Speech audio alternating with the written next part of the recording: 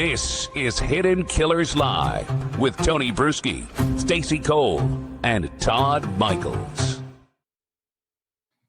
Sometimes to really understand a trial unfolding right in front of us, you have to look back a little bit, not just at the evidence, not just at the headlines of the day, but at the echoes. Because Donna Adelson, as unique as she may seem and feel, she's not.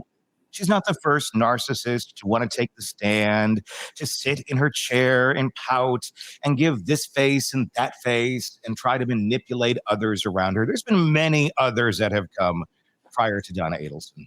And on our very first live episode of Hidden Killers Live, we're going to be going through some of those moments all the way back to 1989, all the way to more recent day with Alec Murdaugh and others. Some of the other cases that tell us what we're seeing here, like I said, in 1989, San Diego society was transfixed by the story of a woman named Betty Broderick, the picture-perfect wife and mother who, after years of bitterness and control battles with her ex-husband, walked into his bedroom and executed both him and his new wife. Betty never showed remorse, and to this day, she insists she was the real victim, that the humiliation and loss of control justified the bloodshed. Fast forward to Donna Adelson, different facts, different courtroom, but the posture feels similar. The tight control, the cold logic, the rewriting of her own role. Like Betty, Donna positions herself as the aggravated matriarch, the one holding the family together. While the evidence suggests she was orchestrating its darkest act, this isn't just Betty. We've seen it with Pamela Smart, Susan Smith, Casey Anthony, defendants who believe they could control the narrative. Outsmart investigators and reframe reality itself don't always work out so well. So we watched Donna Adelson testify probably this week, sitting across from prosecutors. The real question won't be just about her words, but whether history is repeating itself. Whether defendant convicted or convinced she can hold the story together even as it comes apart in real time. Joining me, obviously, welcome, Stacey Cole, Todd Michaels. Yes, here we are. This is our first live edition of the program. Exciting. Yes, it is. And did either of you sleep poorly last night worrying about this? Yeah, me too. Yes. I was waking up and it was like the radio dream, except it was happening in my basement. And now it's come home. Now I got to just hang up the cap and call it a day. No, but it's I was a little like, I don't know, but it's the same thing we're doing every day. We're just live now. So I want to say and welcome everybody who's watching us out there on YouTube, on X, or Twitter or Facebook or wherever it may be. Please join in. Tell us your thoughts on the cases that we're following here. We'll go to you from time to time and see what your thoughts are. And at some point, a phone number will be introduced. That's coming. We'll be able to hear each other's voices. It's this concept. It's really neat. It's really neat. People are they don't do that anymore. People don't use the phone.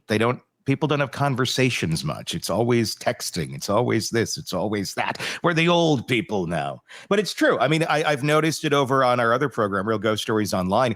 Just people, they'd rather write in their story. They'd rather than call it in these days. It's different. I don't know. I think you lose something there, though. Is there somebody in your life that you've never spoken to on the phone? Because somebody just popped up into my head that I've known for a little bit that never spoken to on the phone. Never spoken. We've texted. We've seen each other in person. I've never spoken on the phone. No. Not that I can think of. I have been in relationships. I'm in one now. I've been with her for 6 months, so it's just me and her. But prior to that, there had been where it would have been like a month or two into the relationship before there was an actual phone call. So yeah, isn't that bizarre? It is because it's just texting. Someone who had some issues with communicating with their significant other, Betty Broderick. Go all the way back to 1989, and let's take a look at this case. You're going to see a lot of interesting connections in terms of demeanor. I think that's the biggest thing with this. The demeanor of Betty Broderick, the attitude of Betty Broderick, very much it's her world and everybody else is playing along in it. In this first clip we're going to take a look at, she isn't describing a plan to murder. She's describing a mission really of self-preservation, that she simply had to make it stop. Victims vanish. Her pain becomes the justification, a lot like Donna Adelson. Take a look. Should have had this queued up. Stand by. It's coming. Gosh, Todd, this is our first day. I remember leaving my house, backing out of the driveway and leaving. I remember that, but I don't remember at which point I decided where I was when I decided not to go to the beach and go to Dan's house. All the way to Dan's house, I was just thinking, I've just got to make this stop. I just got to make this stop. I'm not going to live another day like this. I can't wake up just being absolutely at his mercy anymore. So all the way there, I just kept thinking, I've got to make this stop. I've got to make this stop. And I don't remember what even road I took to get there. It's an interesting way. I mean, you look at her prism. Look at the way she's looking at things. And this is more of a psychological study, I think, by watching her than it is. She's just like Donna. It's look at the way she's framing it. Because if you want to try to understand Donna, and I think that's the hardest thing everyone's having to do, you got to understand how her prism works. And look how Betty's works here. It was still about her. It was about, I got to make this stop. What do you have to make stop? I mean, you have agency, but so oftentimes people forget that little fact. They do. And did you catch the cadence in which she spoke? Mm-hmm.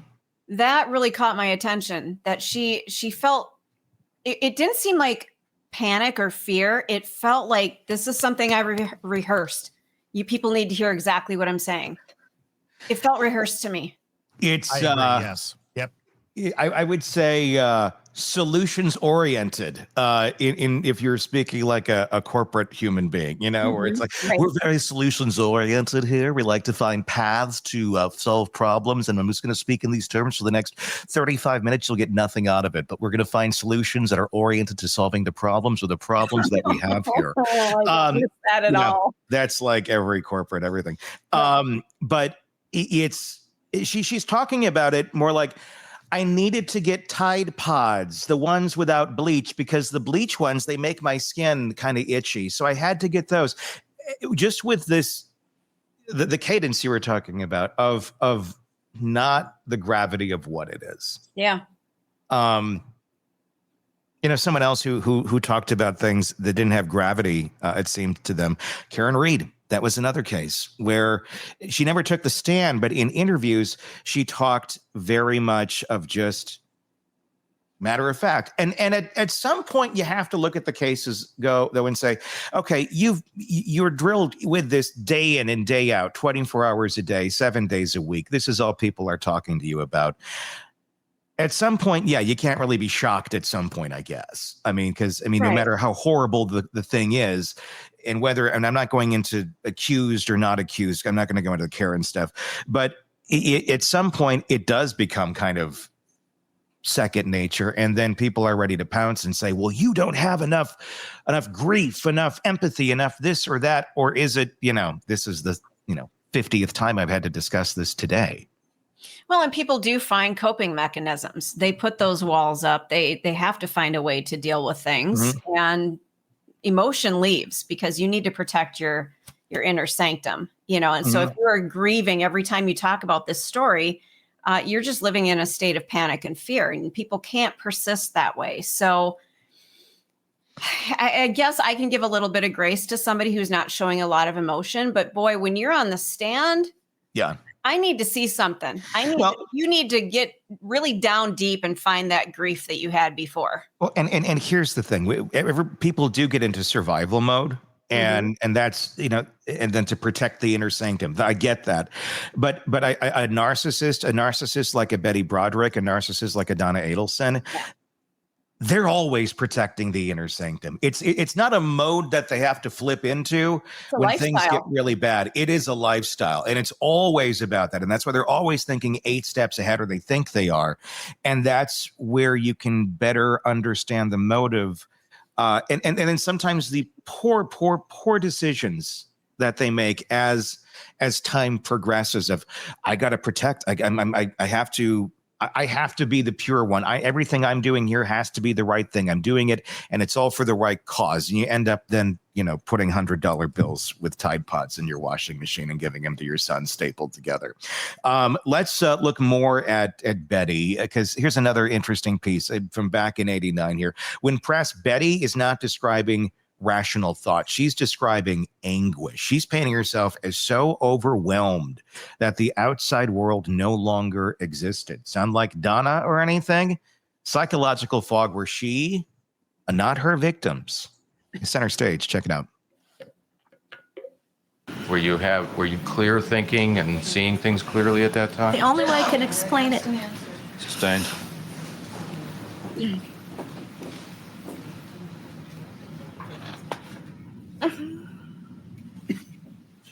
How would you describe how the world seemed to you at that time? Sustained.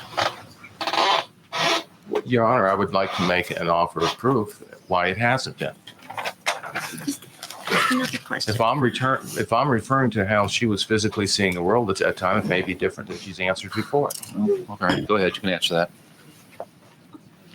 Well, the only way I know how to describe it now is that there was all these thoughts just churning in my head, and there was so much going on inside my head. That's kind of like my eyeballs were turned backwards, and the whole world was inside my head because of all this anguish.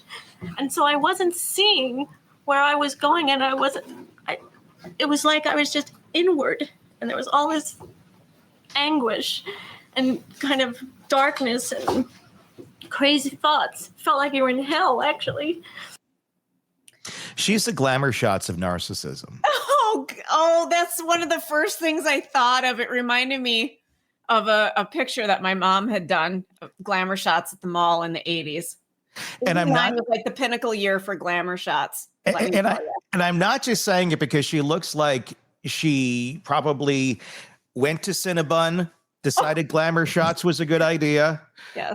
Got on the list, probably went back out to Hot Sam, got a pretzel, and then walked around, finally got called into glamour shots. She went to Claire's first. Don't forget Claire's. Yeah. Maybe stopped at the Deb for a few moments.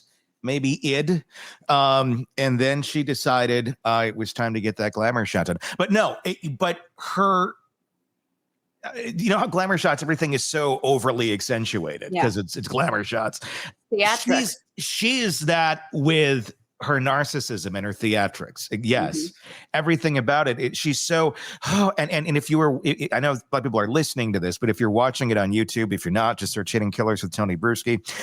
You can see the theatrics. You can see she's, I mean, this is probably about what Donna, about Donna's age in '89. So this woman, I'm sure, is right up there with Donna. And this, I'm going to guess, is probably the type of theatrics we would have seen out of Donna back at that moment in time. Maybe a little more over the top. Now she seems a little more, I don't know, run down, a little more. I've been doing these theatrics. Y'all better just deal with my theatrics because that's how it is. But if you're listening, though, did you notice like she whimpered while she was waiting for them to decide whether or not she could answer the question? She kind of went, And I hate to laugh at somebody else's unhappiness, but I actually giggled at that. She was getting ready for her moment. You could tell it was like we're sitting here waiting for the camera, like we're waiting for the countdown, and you're kind of like, okay, is Mike ready? Is this ready? She was prepping herself for that moment when it was going to be question showtime, and she went for it. Selective amnesia is another interesting thing. We've saw that with Wendy Adelson, another narcissistic tactic. When it's too harsh to deal with, I don't remember. She remembers arriving opening the door and grabbing her phone. But the act itself, that part is just a blur. A lot of gaps in her memory here. When we look back at Betty Broderick, let's take a look. I want to go at least as much as we can step by step. How would you describe your memory of that event? Do you have a clear memory of everything that happened? What I can tell you in words now is it seems like a slideshow where slides are missing. I remember driving up to the front of the house. I remember the front of the house, but I don't remember if I went to the front door, and I don't remember going around. And then I know I was upstairs, and I remember opening the door to the bedroom. So I see myself doing that. But then I don't see anything else. And then I know I grabbed the phone, but I don't remember leaving the house or running down the stairs or anything. So it's like there's these spots missing. It's like a flash of this, and then she's over there, and there's a flash of that. Who's watching themselves in third person? That's an interesting, I wonder, did she step out of her own body during this moment, that she's not seeing it from her perspective, but kind of an out-of-body experience? I know that sounds a little woo-woo, but well, I mean, I get that probably does happen to some people. I don't feel that it's happening to her.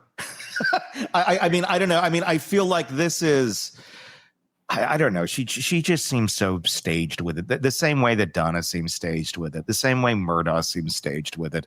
There are certainly times where, trauma, I think, takes over, but this was more of a planned thing. I mean, this isn't, you walked in and she found, her husband cheating with somebody else, and then it was a fit of rage. And that's where those things can happen. The little flashes here and there. When you plan it out and you're this kind of, calm and collected about it. She transforms an execution into an accident. The gun just went off, she says. She doesn't remember pulling the trigger. This is one of the many changes to her story as her testimony continued on. It's a way of doing the act without ever actually owning the intent. Let's take a look. And what happened when they went towards, what's the next thing you remember after they went towards the phone and said, call the police? I kind of screamed, this huge scream, no! And the gun went off, and I just remember one time and one noise. But I know that I must have done that because you have to do that on the gun. But it was so fast. I just went, ah! Now, did you scream out loud? I felt like I made a huge scream, but I don't know if I made any noise. It was just all sensation. You move in, and then they moved, and then it was this huge explosion and scream and all at once. Do you remember actually pulling the trigger? No. Is that a gun where you have to pull the trigger? Yes, I asked people that day, do you have to pull the trigger? And they told me that you had to, but I don't remember pulling it even the first time. I hate laughing at this, but I feel like I need to. Yeah. Especially and not to discredit you guys as men, but as a woman, I want to be on her side. But there's just something here that she's lying like a 5-year-old. That's what it feels like to me, and I feel bad about it.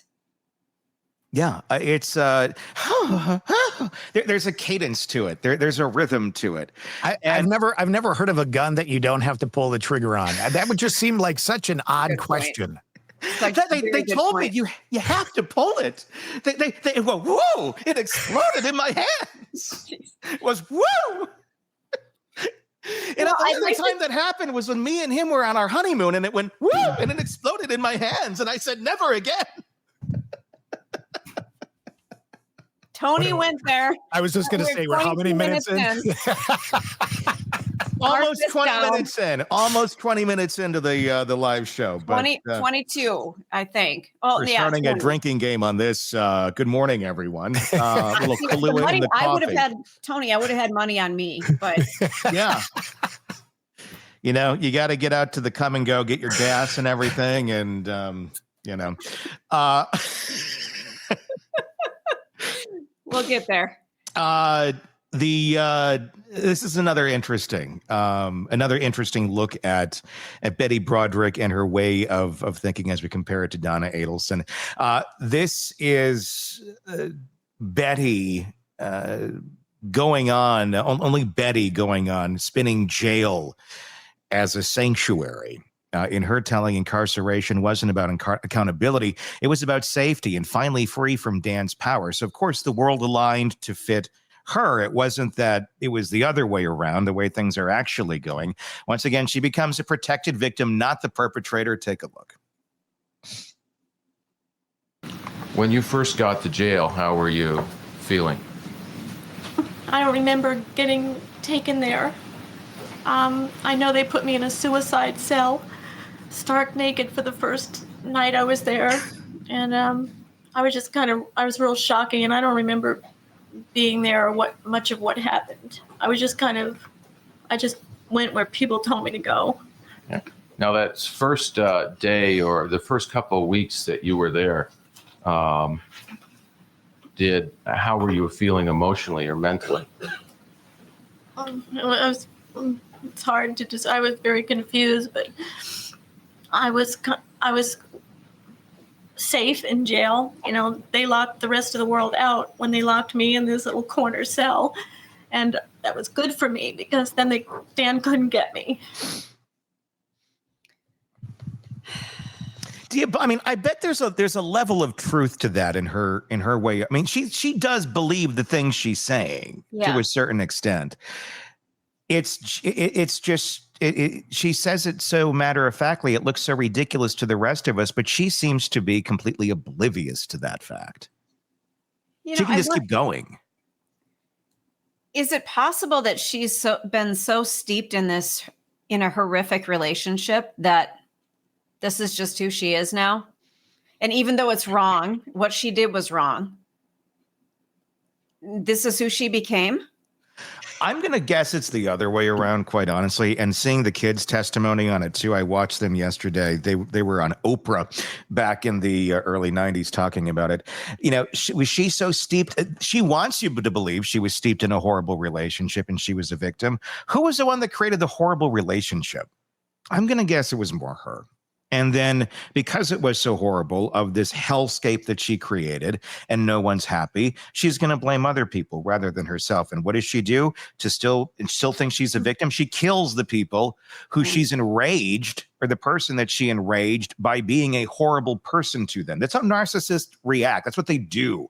They act horrible to you. And then when you finally react in some way, shape, or form, even if it's the smallest thing, some people will be very calm. I'm a calm person. Some people get like out of control, like, what's wrong with you? You know, but no matter anything you react to them, you are going to be the one that's wrong because they are always going to be the one that is right. And they are their reactions to you, their horrible acting out, their tantrums, all of that is called for because of what you're doing over here, or not doing, or not giving them the attention. So I would think that's probably more of what's actually going on in that world, and especially from the testimony of her kids. On that old Oprah episode. This is a fascinating case. If anybody wants to get and take a look at it from back in the day, there are a lot of correlations here between Donna and her. Let's take a look at one more thing. Then we'll take a look at some Alec Murdaugh testimony as we prepare ourselves for Donna as she gets ready to testify this week. Here is one more from Betty. She's rationalizing why no one ever heard her express remorse. It's not that she didn't feel it, she says. It's that she couldn't share it. A dodge that lets her remain the misunderstood victim rather than the unrepentant killer. Take a look. Did you write letters to newspaper reporters? I corrected some articles. Yes, I corrected articles that I read that were wrong. Okay. And did you write letters to celebrities, for example? I don't know what you're referring to. Did you write to Cindy Garvey? Oh, I don't remember. Did I? I don't know.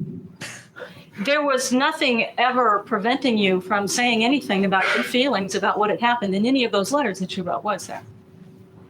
No. You were free to express your feelings about what had happened and how you felt about it, correct? Yes. And you had many phone calls, many phone conversations with people shortly after your incarceration.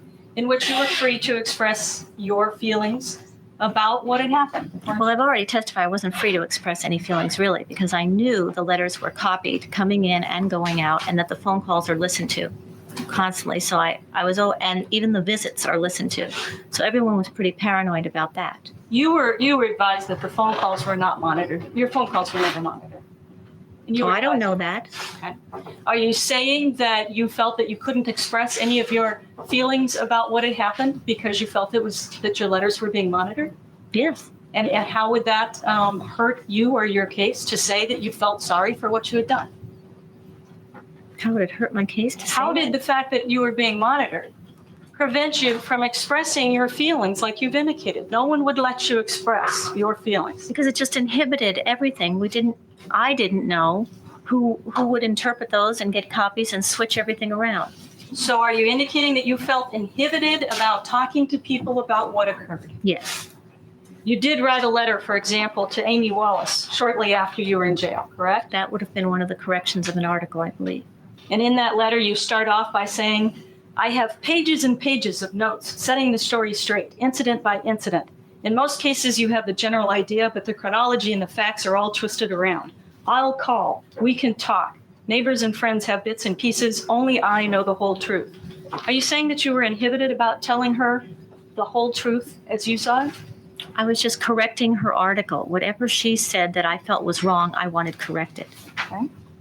Are you saying that you were inhibited about saying anything that you wanted to correct anything that had been Yes. written about you? Yes, because I wouldn't have expressed the feelings that I'm talking about to a strange newspaper reporter. Yeah, there you go. I mean, this is what Donna's setting her ass up for on Cross. Well, and here's the thing. They both seem to have this, I guess, appearance that if I can just tell my story, you guys are going to believe me and I'll be vindicated. Mm-hmm. And your story's bullshit. Yep.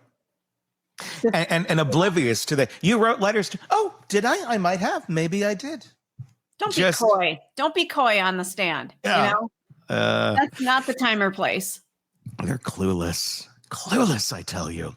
But boy, to have that kind of confidence, if I could wake up in the morning and have that kind of confidence to rule my day, I could own the world. It makes you wonder, though, how are these people not accidentally driven off of a cliff? I mean, or they, I mean, in many ways they are. I mean, this is the metaphorical version of them driving off a cliff, but physically driving off a cliff, I wonder about too, where they're just like, that looks so beautiful. Maybe I should go over there. Woo! No, and not in a Thelma and Louise kind of drive off a cliff, just a stupidity drive off a cliff. Yeah, like they're convinced their cat Toonses can drive a car, and they're like, let's go. Toonses, the driving cat. If you haven't seen Toonses, you need to look it up. It's an SNL skit. It's worth it. One of the things that really stood out to me was in the Donna Adelson trial, when the people who really knew what they were talking about, the investigators, all that kind of stuff, she glared at them. And you saw that same thing in that last clip, because somebody was questioning her on something that they had knowledge of. Yeah. She didn't like it. So her demeanor was completely different. Yep. Well, it's somebody that she can't control. She can control that bubble of her family, but on the outside are people who are not under her spell. So how dare you question me? And it's that loss of control, and you start to see that panic come out as rage. Yeah. They don't know how to handle it because most of their life they've had it really in check. Yep. Until now. Yeah. That's going to be exciting to see this week. If in fact Donna does take the stand. As of now, I believe that is the plan. So she better. I mean, we're looking forward to this. They were today, as of right now, as ever recording this, there are other people on the stand for the defense. So they are calling other witnesses. I mean, Donna could be up as soon as today. I don't know. I've not dove into today's proceedings yet, but that's going to be, we're going to watch that thing, I think, straight through and probably comment when that takes place. And that's going to be in the coming days. Coming up a little bit later on in the show, we're going to take a look, we're going to break down who exactly is her attorney, you know, the doppelganger that looks so much like her and the love child of Tom Petty. We will be... You do not disgrace the late, great Tom Petty. I Oh, swear to God, I it think could I have been. posted that to you guys, didn't I? I sent that Somebody to you did. guys. Yeah, I did. Yeah, I think you did. Yep. They look a lot alike, Stacey. And I love Tom Petty, too. I was very sad when he died, but holy crap, yes. Yeah. I tell you, Mary Jane's Last Dance. So we're going to take a look at who she is, where she's from, what her background is, why she's an attorney for Donna Adelson after already being a disgraced judge that was kicked off of the bench, essentially, or resigned and kind of had a way of walking away from all of that. Another family matter that she was accused of trying to, kind of meddle in, using some of her power. Kind of sounds like Donna in some ways. That's coming up. Plus, Robin Dreeke going to be joining us, retired FBI special agent, chief of the Counterintelligence Behavioral Analysis Program. And we are going to break down the behind the scenes, the courtroom, or not the courtroom, but the police interrogation of Wendy's boyfriend, Jeffrey LaCase. And he reveals so much in this that he's not able to reveal on the stand. And we're going to learn a lot about the Adelsons directly from him and his basically deposition, if you will, from several years ago. And Robin will be here to help us break that down. Right now, though, let's go into Alec Murdaugh. And take a look at his performance on the stand as we get ready for Donna, another narcissist that, said, I got to get up there. I got to tell my story because, gosh darn it, people like me. So right off the bat, Murdaugh plants his flag. I did not shoot my wife and son. This is the famous opening line of Alec Murdaugh. Take a look. Mr. Murdaugh. On June 7th, 2021, did you take this gun or any gun like it and shoot your son Paul in the chest in the feed room at your property off Moselle Road? No, I did not. Mr. Murdaugh, did you take this gun or any gun like it and blow your son's brains out on June 7th or any day or any time? No, I did not. Mr. Murdaugh, if you take a 300 blackout, such as this, and fire it into your wife Maggie's leg, torso, or any part of her body? No, I did not. Did you shoot a 300 blackout into her head, causing her death? Mr. Griffin, I didn't shoot my wife or my son anytime. Ever. he was nodding. Did you see that? I think I missed that the first time. Yeah. Like, I did not shoot my wife or my kid. Nodding up and down. What?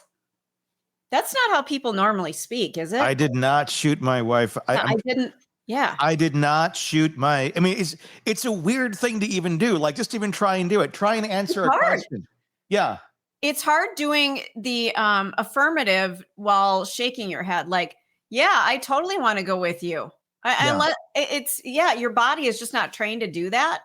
It's weird. And the thing is, the Alec Murdaugh trial was another one where if you were following it, there was a dramatic twist. And we're about to take a look at that here in a second, because Alec had told this story the whole time that he was at the house. We went up to the house and his wife and son were down at the feed room, but he was up at the house, like laying down. I forgot all the details because it's been a while, but his story was he wasn't down there. And then on the stand, it all changed. Suddenly he admits on the stand that he's been telling a lie in the murder trial of his family at the key moment of the murder. And everybody should just believe it because it's Alec and he has a lot of snot that comes out of his nose. So if you're triggered by people with snot flying out of their nose, this is your warning right now. Take a look. I did lie to them. Did you lie to Agent Owen and Agent Croft on the follow-up interview on June 10th that the last time you saw Maggie and Paul was at dinner? I did lie to them. And in the interview of August 11th, Did you tell Agent Owen and Agent Craw?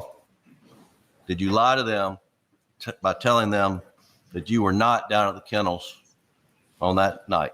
Yes. Why? Why are you lying? Why? What logical reason does one have to lie about the key moment when your family is being murdered if you had nothing to do with it? That's the $1 million question, really. And then expect other people to just be like, well, he lied about it because it makes sense. Well, because of this other thing that's going on over in his life. Well, that's two thoughts. Most people can barely get past half of one. Yeah. So to think that they're going to connect all these dots over here, Alec, and think that your addiction story is going to work, but that's what he attempted to do. He tries to offer some context. Opioid addiction and paranoia, he says, caused him to mislead investigators. And here is how he explained just that. As my addiction evolved over time, I would get in these situations or circumstances where I would get paranoid thinking. It could be anything that triggered it. It might be a look somebody gave me. It might be a reaction somebody had to something I did. It might be a policeman following me in a car. That night, June 7th, after finding Mags and Paul, don't talk to anybody without Danny with you. All my partners were just repeatedly telling me that. I had a deputy sheriff taking gunshot test from my hands. I'm sitting in a police car with David Owen asking me about my relationship with my wife and my son. And all those things coupled together after finding them, coupled with my distrust for SLED, caused me to have paranoid thoughts. Normally, when these paranoid thoughts would hit me, I could take a deep breath real quick, just think about it, reason my way through it, and just get past it really quickly. On June the 7th,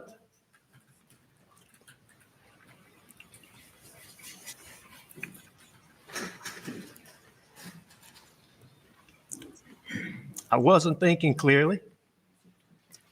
I don't think I was capable of reason. And I lied about being down there. And I'm so sorry that I did.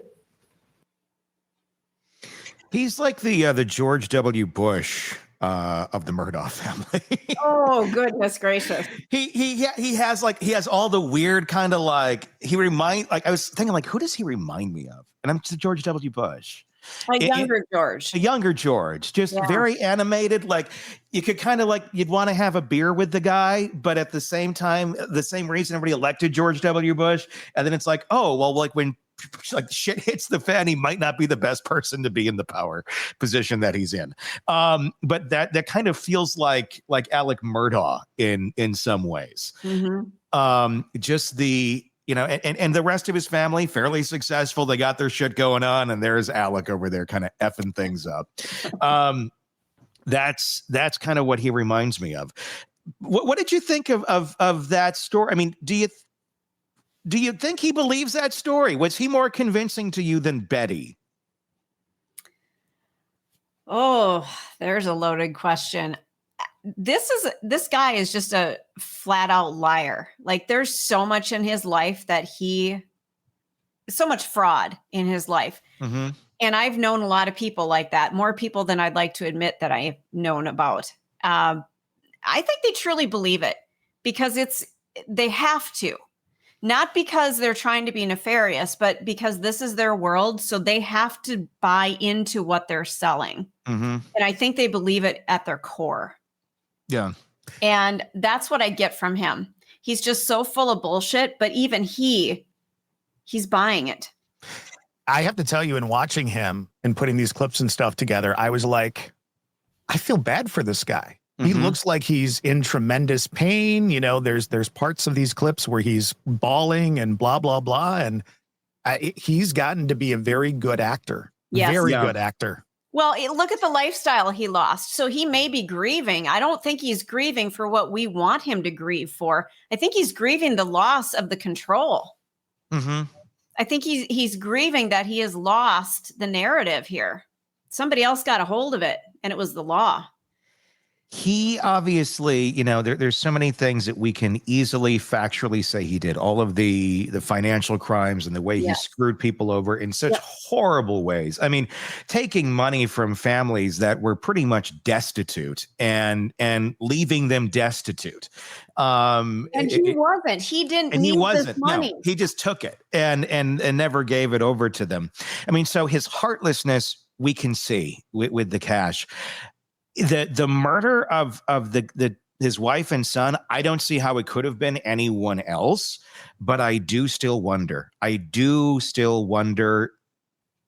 Who may have pulled the trigger if it wasn't him. Do I think he was involved? Yes. Okay, that's what I was going to ask. But do I think he did it himself? I don't know. And the reasoning I know sounds extreme, and that's the reason they convicted him, though, was, you know, it was basically narcissistic collapse. It was familial side. And you're killing everybody around you that's going to be looking down upon you and is going to be, you know, giving you grief, and you're going to have to feel shame. And God knows narcissists don't want to feel shame. So rather than just run away from it, sometimes they will stop those very things that are going to bring that shame in. And that happened to be his wife and his son. And preventing that shame from reaching him, maybe in his drugged up state, as he fully admitted to being, you know, pretty still high up on the opiates and shit, maybe that overrode everything. And it was, I got to get rid of them because I don't want to feel this. At the end of the day, once the high ends off and you're back to common sense thinking, you're like, I shouldn't have killed my family. But I wonder if that happened, or I do wonder if this was a hit of some sort. And I do wonder if more people were threatened in that. I mean, this is kind of the NBC Sunday night movie version of it, of were more people threatened in his family of like, I'm killing these two because you screwed this over here, or some other financial dealing he had that he screwed somebody out on. And you're going to take the rap for it. And if you don't, I'm going to kill everybody else in your family too.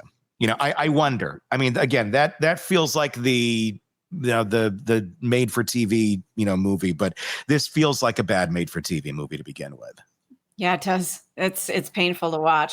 I also wish somebody would have given him a glass of water.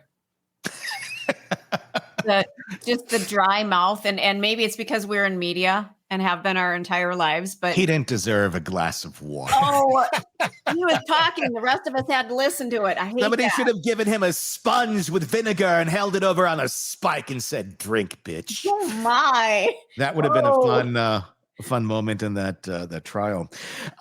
Let's watch one more piece of Alec Murdaugh here. This is a key moment where he's addressing the victims. This is his apology. Let's watch and we'll discuss on the other side.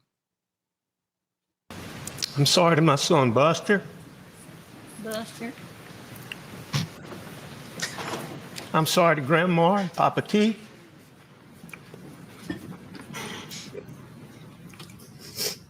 I'm sorry to both of our families. Oh, this is the snot warning time. Yep. Here it comes. Most of all, I'm sorry to Mags and Pawpaw. And I think, if I remember right, when it was going on, it kind of kept going on in all the colloquialisms of everybody. And Mama Q, and Bubba Doo, and Clock-a-Coo. And then What's the oh God, I can't remember the movie with Will Ferrell where he's a race car driver and they're doing the prayer at the table with the KFC. Oh, that's Talladega Nights, right? Thank you. Yes. Yeah. You know, thank you, baby Jesus. And I mean, they're just naming everybody from the Bible. That's what it felt like to me. Well, and it's a strategy to make him feel folksy, to make him feel local. And Honest to God, now that this last summer was down in that part of the country for a week, the locals talk like that. They're very nice. They're very friendly. I loved it down there. I thought it was wonderful, but it made me think everywhere I went, I'm talking to Alec Murdaugh. And, especially when they bring up, Mama Q's grits, and then, Alec comes out and he's got, his, the specials on the restaurant menus. They have Alec Murdaugh specials at every restaurant in the South. It's really, amazing. Stop. I'm kidding. No. For a second, I'm like, are you serious? In the Low Country, yes. Yeah. I won't go into what that could possibly be, because that could get pretty bad pretty quick. But I don't know. I mean, he's a weirdly striking figure that I still have questions about. And we'll see if he gets another trial. That's the other end of it. It has nothing to do with Donna Adelson. But, if we're going to talk about possible acquittal, or not reasons for acquittal, but reasons for a retrial, Alec Murdaugh certainly cannot argue ineffective assistance of counsel. He had a good counsel, and he has been happy with it. But I don't know. The Tom Petty love child, I think you may have an argument or two to go on. You're killing me. Whether or not it's an effective assistance of counsel. In fact, the other day I had a chance to sit down and go through it and kind of give you a little report on who this is, who is representing Donna Adelson. There are so many questions. We'll take a look at this, and then on the other side, we'll come back with the retired FBI Special Agent Robin Dreeke to break down the police interrogation of Jeffrey LeCase, Wendy Adelson's boyfriend, from very, very early on in the investigation. But first, take a look at this. This is Hidden Killers with Tony Bruschi. Here now, Tony Bruschi.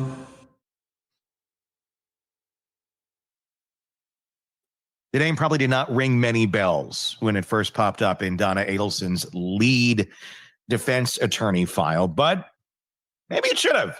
Because once you back the curtain on her background, especially how she exited the Florida judicial system and somehow ended up being the attorney for Donna Adelson,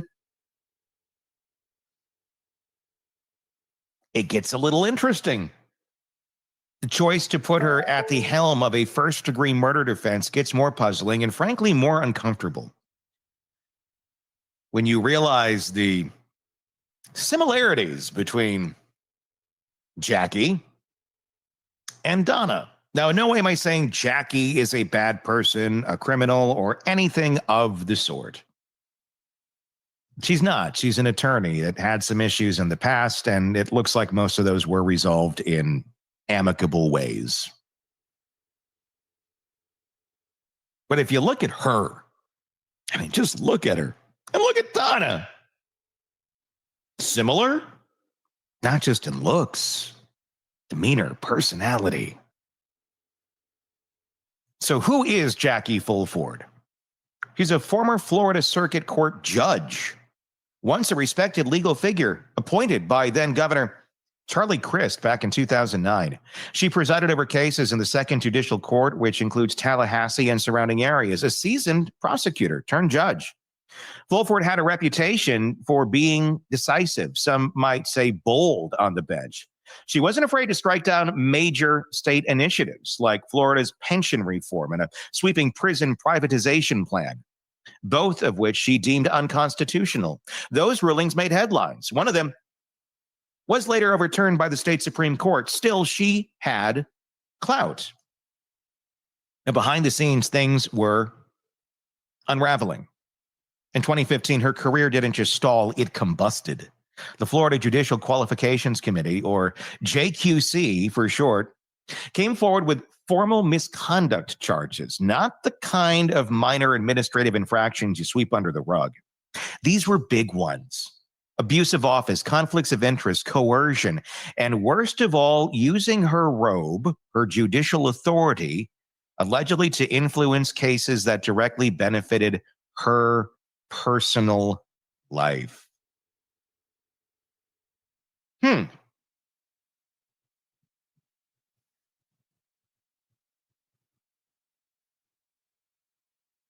There's a little bleed over here, it seems like, into Donna land. The JQC laid out a roadmap of ethical landmines, each more damaging than the first. First, there was the political meeting. During a 2012 sheriff's race, Fulford made it clear who she supported.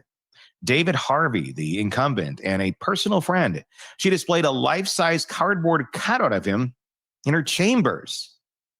That's already not great, but then it got worse. A courtroom bailiff who supported Harvey's opponent, she told him he could no longer work in the courtroom. That bailiff was later fired. Fulford, a sitting judge, had blurred the line between impartiality and campaign loyalty. And she used her position to punish someone who disagreed with her, allegedly. Then there was the coercion allegations. In one of her cases, Fulford had a defense attorney with a major motion pending before her.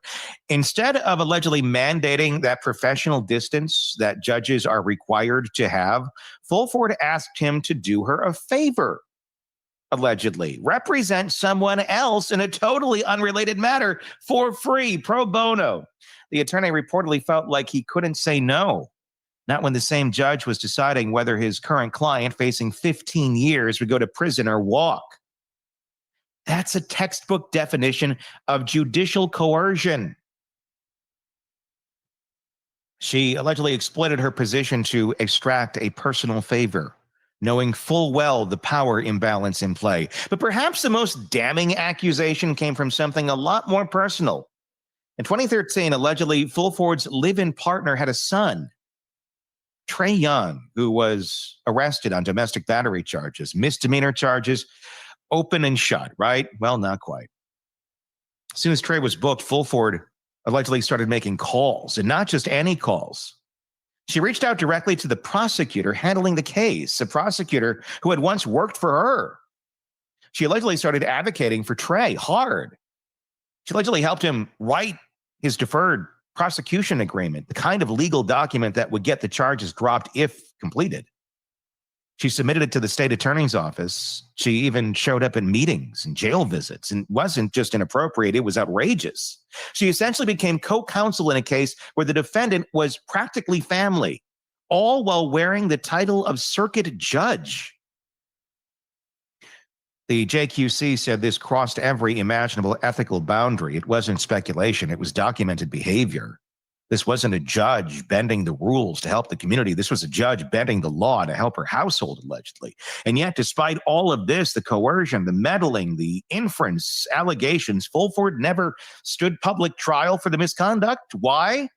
Because just as the case against her started to gain traction, Fulford went on medical leave. She stopped presiding over cases and disappeared from the bench. And then came the twist. The JQC requested a medical evaluation, and that evaluation, which remains sealed and heavily redacted to this day, concluded that Fulford suffered from a permanent disability, one that interfered with her ability to perform her judicial duties. The JQC, rather than continue the misconduct proceedings, recommended involuntary retirement based on disability. No public hearing, no formal ruling on guilt, no censure. Just like that, Fulford exited stage left. The Florida Supreme Court signed off on it, officially ordering her involuntary retirement in September of 2015. From a legal standpoint, it was over. Fulford had no longer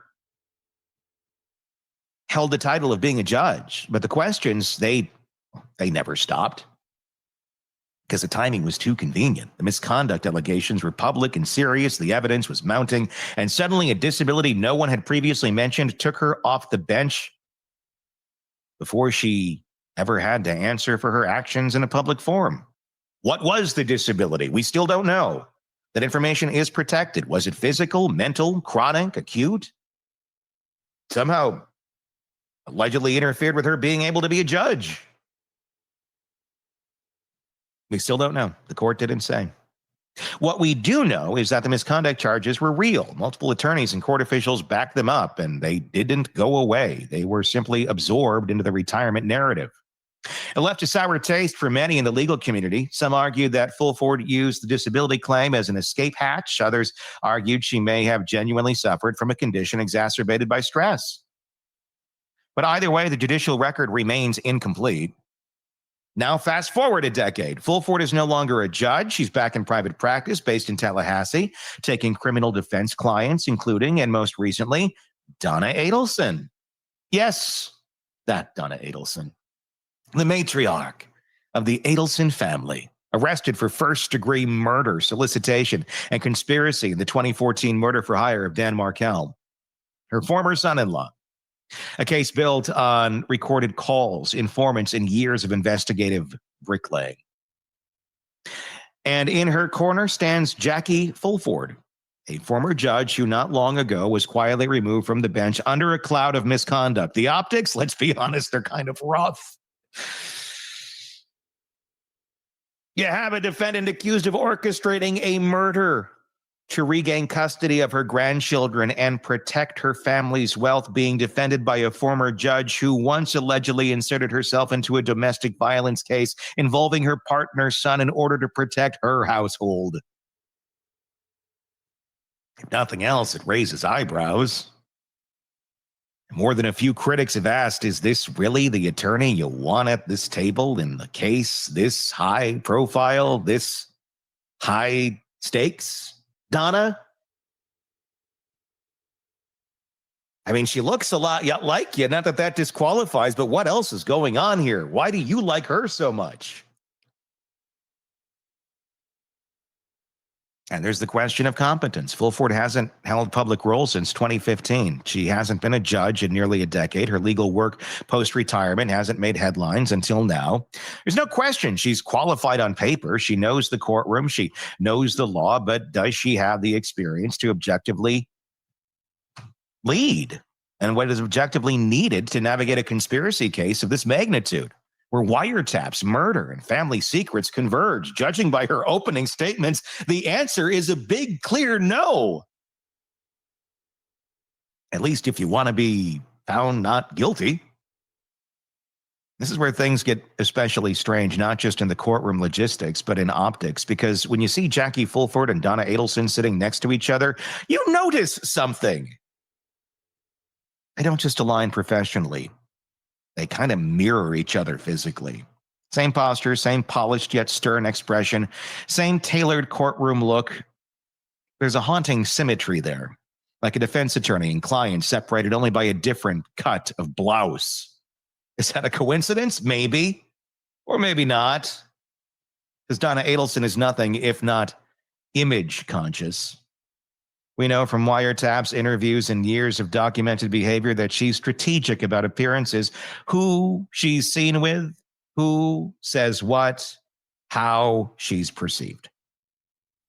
She's not outside the realm. It's not outside the realm of a possibility that when she sought out legal representation, she didn't just look for someone with credentials. She may have gravitated towards someone who reminded her of herself. Someone who projected a similar blend of confidence, control, composure, narcissism. I'm not saying that Jackie I have no idea. Someone who could reflect back the version of Donna she wants the world to see. Could Fulford's visual and emotional resemblance to Donna actually be part of the appeal? Could this be, in some layered way, a psychological power play, conscious or unconscious? A move to control the narrative through a lookalike, a surrogate, a self-styled emissary in heels? It is speculative, sure, but in a case already fueled by vanity, image management, and manipulation, it's not hard to notice the subtext, especially when it's sitting right there at the defense table, because this pairing isn't just legally unusual, it's visually uncanny. In a courtroom drama that already feels like a Greek tragedy unfolding on high-def monitors, Jackie Fulford isn't just playing defense, she might be playing Donna's reflection. And if that's true, if Donna Adelson chose an attorney not just for legal acumen, but because she saw herself in her, this case may be even more psychologically layered than we realized. Power, control, image, influence. Maybe the defense strategy started long before opening statements. Maybe it starts the moment you pick the person who will speak for you, the person you think can be you if the mask slips. And in this case, that mask looks an awful like Donna herself. Let me know your thoughts in the comment section on YouTube. If you're not already there, please check it out. Search Hidden Killers with Tony Bruschi to find us there. You can do that same search wherever you get podcasts to download us and take us wherever you go. Until next time, I'm Tony Bruschi. We'll talk again real soon. Want more on this case and others? Then press subscribe now and don't miss a moment of true crime coverage from Tony Bruschi and the Hidden Killers podcast. This is Hidden Killers Live with Tony Bruschi, Stacey Cole, and Todd Michaels. I'm going to turn my mic on there, and welcome back to the program. We're joined now this hour, Robin Dreeke, retired FBI special agent, chief of the Counterintelligence Behavioral Analysis Program. I want to start, Robin, by talking about Jackie a little bit there. We just got to hear a little bit about her background, where she's been, what she's done. You know, it's an interesting comparison, and I've seen a lot of people comparing the two over the last handful of days, not only in looks but in terms of personality. But what do you glean out of Jackie Fulford of what we've known so far? Just kind of what you're already saying, Tony, and that is the comparisons are obvious to people from the outside, and what it looks like this family is doing. And regrettably, there's so many more personalities I want to dive into with this family. Mm-hmm. But they're living in an echo chamber. Mm-hmm. And when people are trying to live in an echo chamber, I don't think they're doing it by intention. It's just the way they are. They're going to surround themselves by people, images, and things that validate their own self-opinion, who they are. I think it's really exasperated a lot in this family with everyone that's involved. And not just of who they are, but who they think they are and who they're trying to be, because then that goes into what Charlie does as well with who he surrounds himself with. So mm-hmm. It's pretty fascinating, unhealthy family dynamic we're seeing play out in many areas. Yeah, I mean, without a doubt. Stacey, what was your thoughts on the doppelganger of Donna? Oh, geez. I think we gravitate toward people who make us comfortable. And if you spend a lot of time staring at yourself in the mirror, I think that shows. I mean, it's just like a Cruella de Vil representation in my mind. I guess it's that familiar sense of she's comfortable with that kind of person, with that piercing look. That's what she gravitates toward. I couldn't see her getting some compassionate lawyer. Mm-hmm. That wouldn't fit her persona at all. Yeah. I think it's spot on. Do you think if she had her way, and we never heard any rumblings of this, but they went through several attorneys. I wonder if it was ever thrown around at some point in conversation of Donna wants to represent herself, but everybody's like, no, we're not going to let that happen. But she certainly seems like one that might bring that to the table as part of the conversation. Absolutely. Yeah, Mm-hmm. Yeah. The police interrogation of Wendy Adelson's ex-boyfriend, Dr. Jeffrey Lacasse, is what we're about to dive into here. And this is so interesting. I had a chance to take a look at it over the weekend. I know, Robin, you had a chance to watch. I think we all had a chance to see some of it here. And this is from way back, I believe 2012, 13, 14, somewhere around there. This is shortly after the actual arrest and the charges against Sigfrido Garcia, Catherine McBonna, and I'm not sure if Charlie was arrested at this point in time or not. But it was very telling, because what he's able to reveal in this interrogation is far more than what we're actually seeing in court. And I think it gives us more data points, more information about who this family is as a whole. And what begins as suspicion on him quickly flips as Lacasse unloads disturbing details about Wendy, her brother, the entire Adelson family, from Wendy saying life would be convenient if Dan wasn't around, to Charlie bragging about money schemes and even saying he wanted Dan dead. There is a lot in here, and we're going to work our way through it. Let's start out with this. When detectives had pressed Lacasse on what he knew about the Adelsons, he recalled one conversation that really did haunt him a lot. He says, Wendy confided that her brother Charlie had actually legitimately explored the idea of hiring someone to kill Dan. And I know we heard him say this on the stand the other day, but here's the very fresh way it came out the first time he was asked about it, answering not in a joking way, but in a very chillingly serious way. This is Lacoste explaining that disclosure. That doesn't have to be useful here. Let's not put it vague. Let's go with what you know specifically. Wendy had reported to me that Charlie had considered all the options possible to take care of this problem. Let's put it that way. Okay. And when she said it, when did she disclose this to you? I don't remember when, but she said it was chilling because she said, "Can I say something confidentially?" She said, I think Charlie kind of looked into some options, like literally saw how and why, how you would do this if you did it.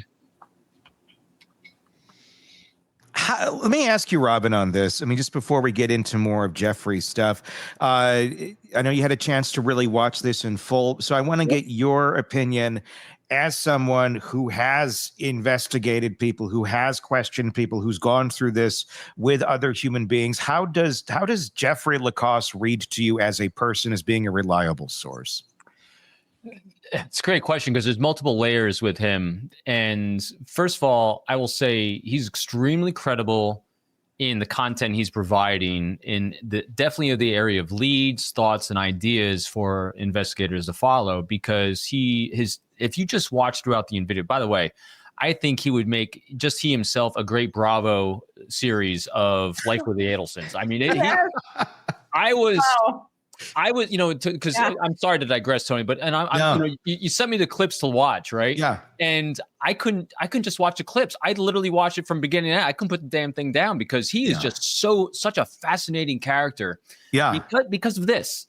So his tempo of disclosure, so as a behaviorist, is very consistent. He was very congruent, very forthright when he was volunteering information, which what investigators are doing is like, how fast and freely are you volunteering information that's easy to give? And then when they ask a more challenging question, are you still maintaining that same tempo, that same tenor, the intonation, the voice? Is everything maintained in a baseline? Because that's when you're assessing, is there high probability of veracity and truth there? And so he is completely congruent on everything, with a few exceptions, and I'll get to that in a second. But so he's very credible in a lot of those areas. Where he loses some credibility is he is under deeply, self-admittedly, the spell of Wendy. Hardcore. So you don't know quite whether he's saying things when he's trying to defend her, whether it's out of objectivity or because he even said it, a 1% chance of getting back together with her. So that actually kind of hits his credibility a little bit, but at the same time, though, he's aware of it. So it was a really fascinating read.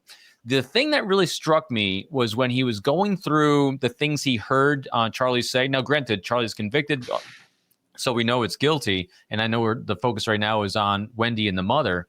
But what was interesting was he remembered, the first thing that struck me with him, he had such a memory for dates and even times, like without having to go back to notes, or he didn't even prepare because he came right from this cross-country trip right to the cops and started regurgitating information. That was profound. And he even said, I have a really sharp memory for these types of things, except when he's asked, and you saw right there in the clip, do you remember exactly when this happened? And he didn't remember when that really profound thing was stated. So he was truthful in it, but it was just curious that he didn't remember that exact date. So those kind of things, it's a blip from he remembers dates of everyone except this one. So high levels of veracity with him. So he would be a lead generator. That's how I'd regard him. So if we put Jeff, Wendy, and who else on an island together, we can make the reality show. I say Bobby Brown. I say bring Bobby Brown back. He was great on the Whitney Houston show back in the day. The Being Bobby Brown, that was a good one. I didn't see that. Yeah, just mix them all in. It'd be great. And Charlie the convict, the dentist, who surrounds himself with green berets. What? Yeah. What is that about? Have you guys talked about that? What is that kind of dynamic? Why did he do that? Yeah, and this is talked about in the greater context of the interview. If you watch it in whole, Charlie is always bragging about how he's friends with these Green Berets, and he tends to align himself with militant type individuals or people who have some sort of a military background. I don't know if it's give me some insight on that and why one is walking around bragging about this when you're a dentist. Right? I mean, the two don't go together, do they? No. It's just insecurities. You know, so here's pure conjecture on this one. So here's a boy, and I'll say boy because he is a boy. Yeah. That was under his mother's thumb for so long, maybe even bullied because being a mama's boy. And so his way of not being his mama's boy dentist is surround himself by tough guys and to try to be a tough guy yourself. Oh. Yeah, I mean, that makes sense. I mean, the people he's dating, I mean, is bizarre and questionable in terms of, okay, you're a professional. Why are you remotely close to someone that has that close of a tie to the Latin Kings? It doesn't make any sense. Like that's not the same ecosystem. Like why you don't want to put yourself in a world where you're that close to crime. It's not the world you live in. It's the world he feels most comfortable in. That's true. Yeah. That's an interesting point, Robin. It is. So why is that? Because that's where his mind is. He's not a dentist in his mind, and you know, that's the way of making his money that his mommy wanted him to do. But if you are aligning and you feel more comfortable with that level of character, these degenerates, and not saying Green Beret, but you know, where you're dealing with drug dealers, the fact you're able to find hitmen, you know, they're just without batting an eyelash, you know, it kind of shows you who you're aligning yourself with. Remember, we're always going to act in our own best interest in terms of our safety, security, and prosperity. We do things and surround ourselves with people that allow us to feel safe from our own perspective and own context. These people allowed him to feel safe and comfortable with who he was. They didn't challenge who he was. So that's where he saw himself. And so he was a poser in all these other areas. And so when you bring in someone, you know, like is the doctor, Dr. Jeffrey Lacasse there as the ex-boyfriend, you know, so here's a guy who's really, really well educated. Seems like a pretty decent guy, a little neurotic. And so he challenges Charlie without even trying to challenge Charlie because he's just comfortable with who he is. He just is really fixated on his sister. And so it's an interesting dynamic to watch, insecure people with more secure people and a sister who's manipulating the hell out of everyone in her life around her. And then a mother who's trying to control everything. That's what I mean. Is this not a reality show or what? Well, I gotta go back and go, okay, well, why is Charlie acting that way? He's a poser with money and power, essentially. And that's how he's kind of able to operate around, you know, some of these folks that are, you know, chilling with hitmen and things of that nature, because he has something that they want, money and power. But the problem with it is, why does he feel comfortable acting that way? What? I mean, he was brought up in this very fortunate life, this very lifestyle that was not, you know, in the hood.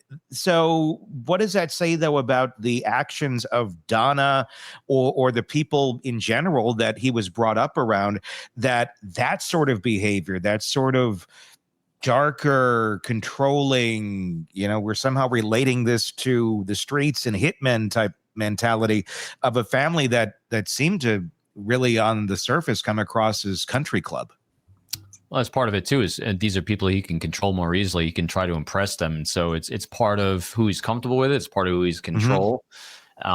Need more data points on this crazy family because every time you turn over a rock, you're like, wow, there's 5 things under that rock I never knew were there. Yeah.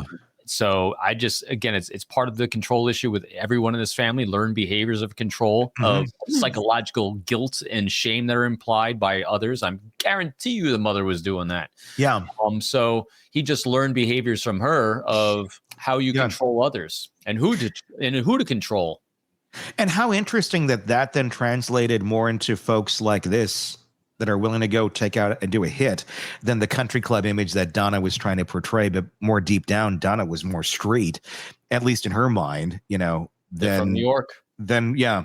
How interesting. I mean, this is all conjecture, obviously. Let's take another look at some more from Jeff and his testimony, or this is him talking to police in the interrogation. Also remembered Wendy talking about how trapped she felt in Tallahassee, tied there only because of her custody battle with Dan. And in one of those late night conversations, he says she let slip a remark that would later sound almost prophetic, that life would be far easier if Dan just wasn't around anymore. Take a look. We're also talking about us, because I was like, would you ever leave under any circumstances? Yeah, I know you don't love it here. Am I going to be dating you for 2 years and you just move? She's like, I can't because of Danny. And she said, yeah, it doesn't matter. Something about it would be convenient if Danny wasn't around anymore. But, what's usually what to happen to him or something like that. She said, but Charlie actually looked into how that would be done and how much it would cost. She might have said, I think, Charlie. I don't remember. But it was chilling. In the moment, I was like, my stomach flipped. I was like, whoa. The crux of the statement is my brother Charlie has looked into how much it would cost to take care of somebody. This guy has very little empathy. He's just a weird guy. I'm not saying he did. I'm just saying if you're looking at somebody, you can't miss Charlie. I think that's more likely than a romantic thing. I mean, so this very much shows us that she had some knowledge of, Charlie was thinking down this possible line of where to go. But what does that say, Robin, about someone who just feels that open, that easy to share in the relationship, that my brother was thinking of hiring a hitman? It's not just it would be easier if life, if they weren't here or whatnot. It's literally going to the direction and the steps that would need to be taken to remove this person from the planet. I think Wendy just has unintentional leakage. Yeah. And we see it a lot. I think she felt comfortable with him, and because he's disarming. He's a disarming guy. And so, she felt comfortable with him. She's known him a while, and she's talking about her situation because he's obviously just trying to completely influence and persuade her to stay local there. And she's kind of explaining the ways in which that could happen. And, inside the family dynamic itself, because I thought about this a lot too. So what's the likelihood that Wendy knew? What's the likelihood of Donna being part of this? The fact that they don't seem to really, and even at first I was thinking that they're protecting Wendy, and yeah, they're very protective of Wendy, but this family communicates emotionally, not pragmatic or cognitively or thoughtfully necessarily a lot of times. And so when you have an emotional regulation issue like Charlie definitely seems to have, that means you run through things out of your mouth. And so the fact that people started understanding what his intentions were is not surprising, because he runs off at the mouth, which would eventually get to Wendy. And since she has learned behavior from the rest of the family of not being able to regulate what comes out of your mouth, the world's going to know. I mean, this is why watching dumb people do dumb things is hilarious, because these people are a bunch of friggin' morons that just run off at the mouth. I mean, just watching emotional people operate with their lower brain and not their higher brain is it's comical sometimes. If it wasn't so tragic that someone lost their life, which is also interesting too. As you and I had mentioned this on one of the previous episodes, I was really curious about why Wendy divorced Dan.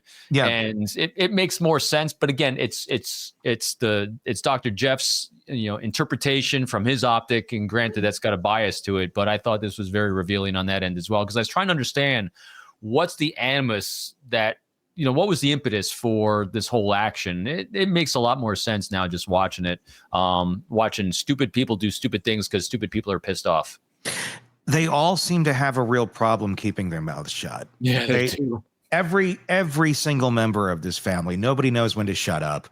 I mean, from their phone calls to each other to everything. It's just nobody can hold anything back, and it's all to their detriment. Right. Can I throw something in, Robin? I don't mean to interrupt you. No, sorry, Steve. I was occupying too much time, as always. No, not at all. Not at all. Please. My question is, could there have been an alternate universe where they took out the mother? You know what I mean? Like, we've had enough of her shit.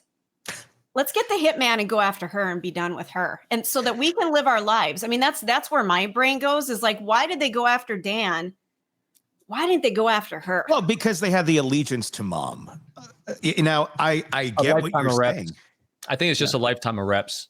Yeah. You know, so when you have a lifetime of growing up under that, and granted, it was controlling, it was unhealthy, but one of the reasons why they have such open communication, as you're noting, with each other is because they felt safe together.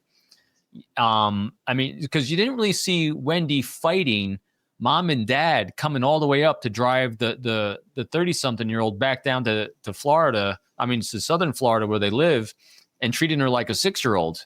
You know, none of these things from, again, the optic we're getting, you know, from Dr. Jeff here none of these behaviors seem surprising inside that circle. Sure. And so for them now, what I do see, Stacey, to your point, I think what's happened is that older brother definitely did. The older brother's like, Yes. you people are a bunch of wackadoos. You know, you got all broken brains. I'm fleeing the coop on you nutters. And so I think what you're seeing is he is the objective one. Yeah. Though I get the sense from limited data that he didn't burn necessarily any bridges. He just made them very null. Mhm. And I think that now that he re-entered the picture, bringing some objectivity, and you're seeing people pointing the fingers at each other, and they're seeing some objectivity. That's why you're seeing some cracks and fissures happen here. But it's really challenging for them because every time they have an inclination, maybe to your point, to go against the mother, that would invalidate their own opinion of their own behaviors for their entire lives. And that's very, very difficult for human beings to do. Typically, when do we see things like that happen? When people hit rock bottom. And so when you have that breaking aha moment, I have nothing else to lose moment. And I don't think any of them reached that yet. Although I don't think we're going to see a lot of tears shed when she goes to jail if she's convicted of this thing. There might be a sense of relief that finally this horrible mastermind, puppet master, can no longer pull the strings, but who knows what she can do behind bars too. Yeah. And sense of relief is interesting. I don't know if they'll immediately necessarily feel a sense of relief if she was such a big sense of comfort for so many years. I think it'll be a period of confusion as the veil of that oppression starts lifting and they start seeing, wow, there's a whole world outside this little bubble I was kind of unaware of before. Yeah. But again, pure conjecture, but just from what we're observing and seeing play out, seems to make some sense. And that's assuming that they stay out of prison. That's assuming Wendy doesn't get charged. Assuming that assumes Harvey's not going to be charged. That's a big question right now. That's a whole other conversation. Yeah, I mean, that's a very big question right now. According to Lacoste, Charlie wasn't shy about voicing how much he despised Dan.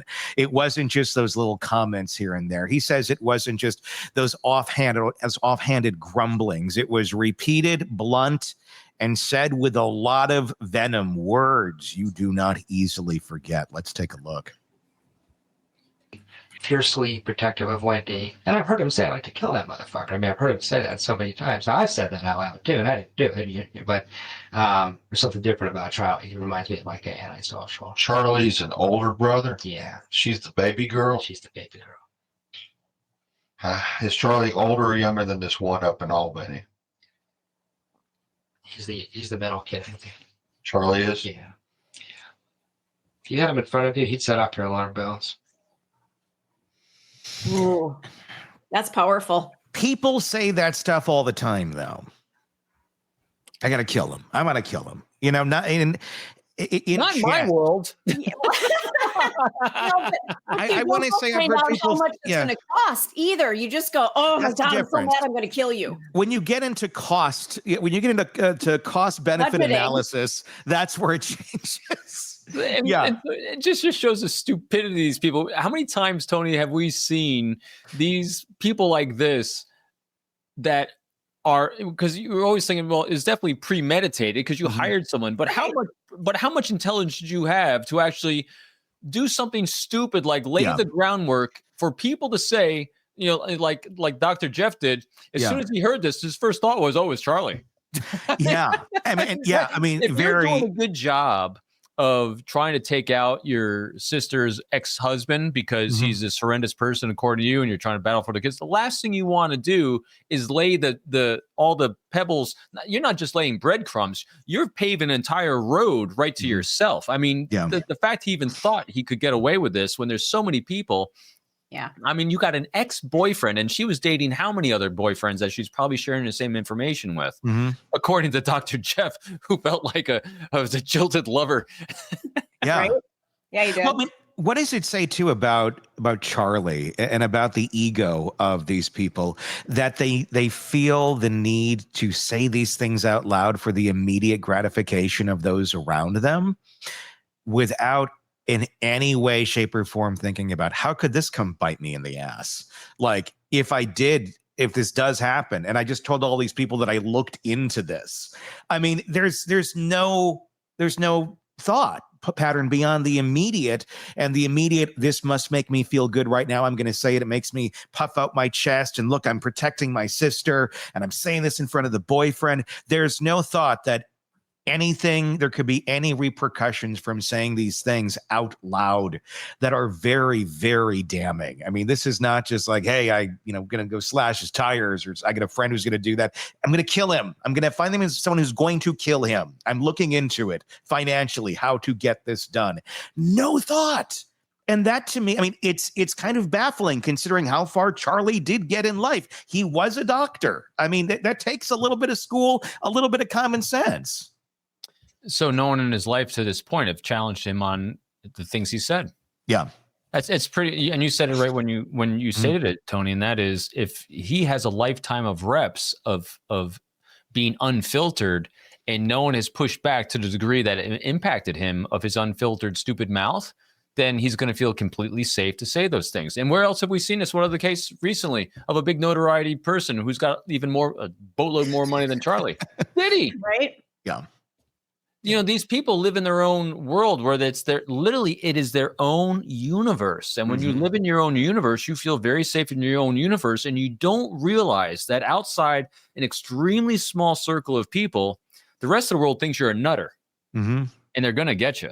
So, and people fall into that trap, and because unhealthy behaviors really become insular like this. And so, but to themselves, they thought they're completely healthy and completely normal. They thought the rest of the world's all screwed up. And so that's why he felt completely safe. Although I'm giving him more credit than I should in the fact that he thought about it before he said it. He didn't. He's got zero impulse control. And it seems like Donna doesn't have much impulse control either. So I'm going, oh, well, the apple doesn't fall far from the tree. No. It's not hard to understand Charlie's actions when you look at the impulsivity and neuroticism of Donna. Yeah, no kidding. And she raised her kids to do the same thing. So Charlie, according to Dr. Jeff, has 3 girlfriends at any one time. And it sounded like Wendy did too. Yeah. Do you think it's that they need that constant validation from outside sources? Oh, yeah. That's what feeds borderlines. That's what feeds narcissists. It's all the image. It's feed me, feed me, feed me, feed me. And when you're not getting that constant feedback, they feel dead, basically. And very skilled. So it'd be interesting too. So we heard on the reverse side with Charlie about this horrendous side we saw when his guard might have been down where he felt more comfortable because he's surrounded by people in his control sphere. But he is a dentist. He did have a practice. And so I'm not sure because I don't know, but I would have conjecture that he was probably had the potential to be extremely charismatic outside of his sphere of control and feeling safe, because he would have to have been to get through dental school, to get through education, to have a clientele and all these things. Because the only thing I'm thinking of, well, Wendy's extremely charismatic. She attracted people to her all the time because that's what Dr. Jeff saw with not just himself, but all the other guys. As a matter of fact, he was so concerned about anything he's saying coming out, just in case she wants to get back together with him. I'd imagine that, like you said, the apple doesn't fall far from the tree. When you're outside of where Charlie felt safe and he felt like he had to manipulate the world as great sociopaths and psychopaths have to do, he might have been and come across very charismatic and very invigorating to some people. Yeah, no, I see that. When news of Dan's murder broke, detectives asked LaCase who he suspected. His answer? Well, was pretty instant. He says the very first person who came to mind within seconds of hearing it was Wendy's brother, Charlie. Here's how he described that. To me, this isn't a vox reverberate or something like that. He's the first, it probably popped into my head within 20 seconds of hearing this. Wow. Boom. There's your answer. That's called a mic drop mic drop moment, isn't it? Yeah, I think something like that would be, it's him. If that's the first thing, and you just touched on it, Robin, sir, if that's the first thing that's coming to your mind, I'm going to just, accuracy, usually those first thoughts can be pretty accurate. Now you just explore what makes you say that. Yeah. Not why, because why can be very subjective to people, but you say what did you observe that allowed you to say that inspired you to say that? And then you just go like I thought these interviewers were really good, except the one guy that just kept getting called, and that was just really distracting. Mm-hmm. But as interviewers, I thought they did a really good job of being very pragmatic, very objective, just the facts, man, but at the same time balancing out with rapport that they needed, because they got a lot of details from him. Now, granted, he was extremely compliant. He was all on board with being helpful and useful. Which is also interesting because it was interesting watching him absolutely hate Charlie, but absolutely adore Wendy. Yeah. When he also knows the toxicity of Wendy, which I found, it's like he was wooed by her feminine wilds. He couldn't resist the Wendy Adelson. LaCasa also painted a picture of Charlie as a man who bragged about bending the rules. Again, this speaks, I think, a lot more to what we were talking earlier about Charlie and the family in general. They don't know when to shut up. They're sitting in the hot tub one night together, and he's sitting there talking about life and money and hiding money and moving assets around and putting things in other people's names, like you do when you're relaxing in the hot tub. Take a look. Myself in the hot tub one time. What you think's Wendy said? When was this? March 15th-ish. I was there for the one day with him. I stayed at his house. Of this year? Yes. Wendy and him were talking. I'm just listening. I just met him an hour earlier. We're sitting in the hot tub having a beer. It's a really nice house. And I guess this is what occurred. Was anybody else in the hot tub with you guys? Not during this part of the conversation. Another guy, his roommate, came in eventually, and they just turned to talk about girls and stuff like that. But and I'm not trying to play cop here, but I do know one thing you'd be looking for is a lump sum of money moving around and some kind of crazy stuff happened. And I think there's a lot of financial irregularities. I think there's a lot of tax fraud kind of stuff, putting stuff in different people's names and moving money around, and there might be cash. I don't know exactly what, but he's not doing anything on the up and up when it's finances. It was pretty clear. It's pretty open about that. So I thought about if you guys. I think a forensic accountant might be in order. I think there might be a whole other line of charges here. Oh, no doubt. That should be looked at. I would imagine by now. Do you think the IRS has done an audit on the Adelsons by now, Robin? So following the money is always what they're going to do in these things. So anything having to do with that is definitely under investigation or has been or still ongoing. Yeah. No doubt whatsoever. Yeah. I mean, that says a lot. I mean, the fact that they're sitting there, but it also makes me wonder, and this would be just pure speculation, what other crimes is this family behind, if any? I don't know, but it seems like they were pretty, easy to do this and move some money around, or is this grandstanding? Is this because it was new and it was exciting and new, and Charlie got to be kind of the bad guy for a little bit, that he was so verbose about it and speaking about it like he's some sort of made man in a very foolish way, like one would do who has zero experience in this type of world? Yeah, to me, it sounds like shock impact, for the new guy, the new boyfriend that shows up and to be the big guy. Mm-hmm. And when it comes to other crimes a family may or may not have done, they kind of strike me as the group that kind of has a decent idea, because there's lawyers in the family, of where that gray line is, and they kind of ride that gray line. So remember that, as we've said numerous times, just because it's legal doesn't mean it's ethical. And I think they probably did a lot of things like that. Good point.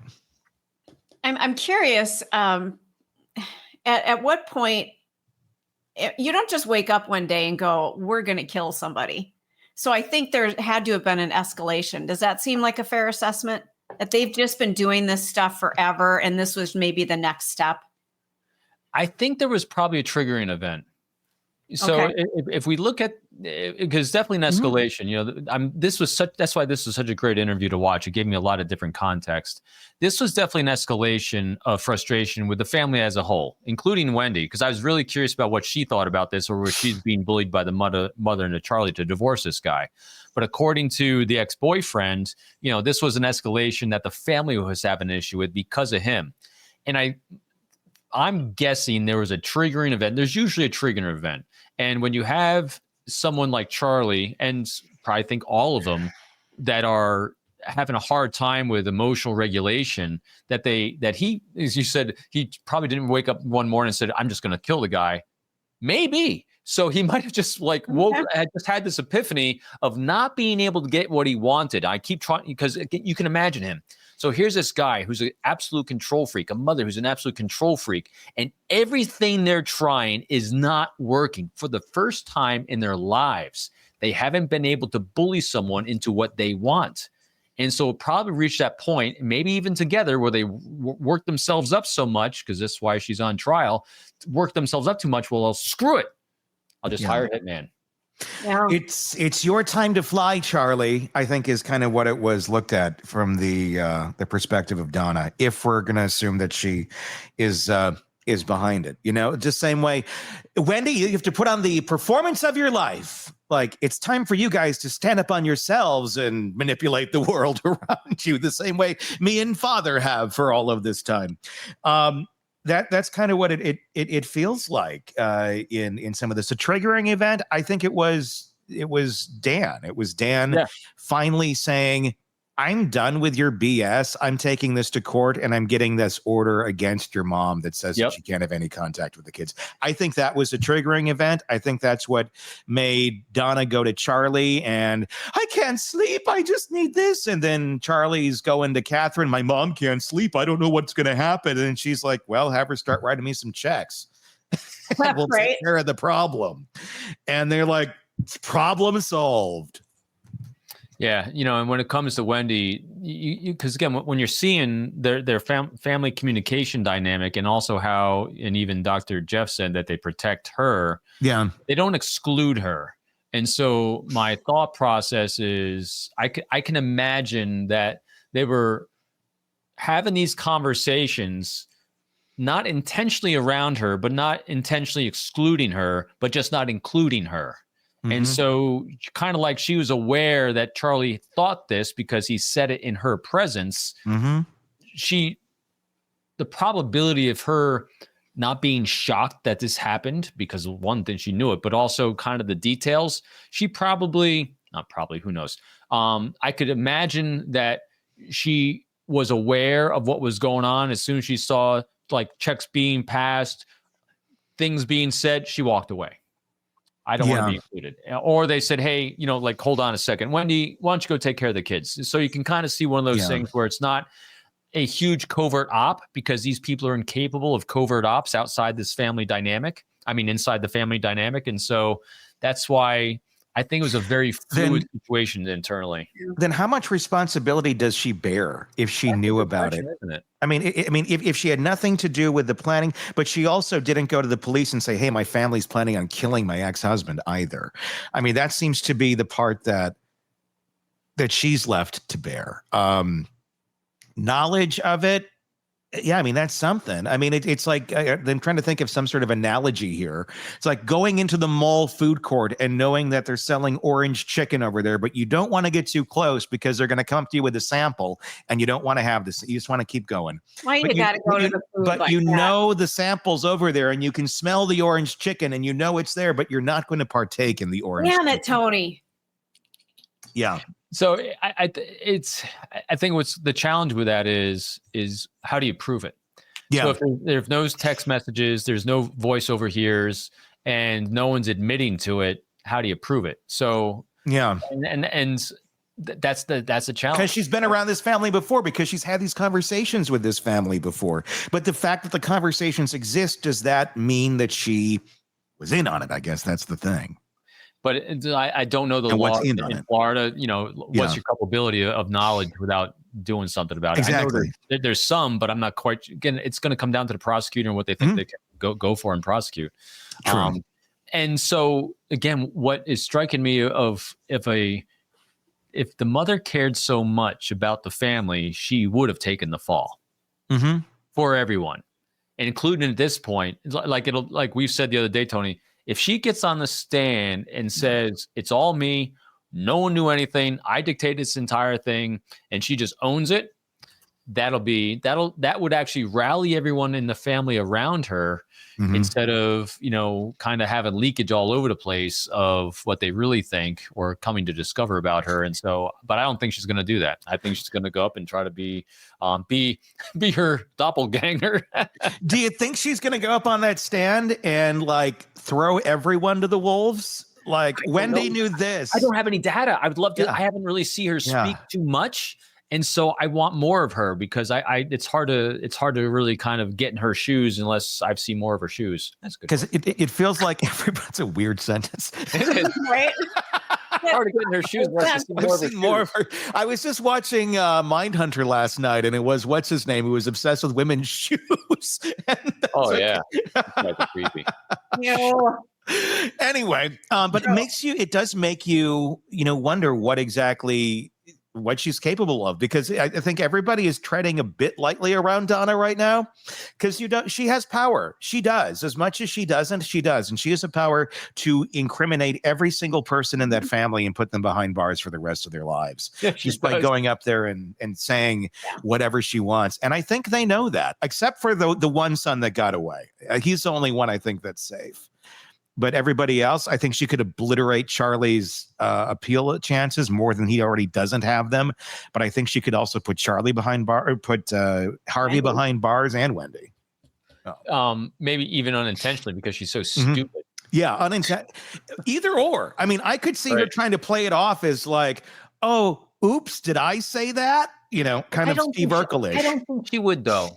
No, because when you keep going. Boy, it's easy to kind of put evil acts on people from the outside looking in, but internally they don't see themselves as evil, bad people.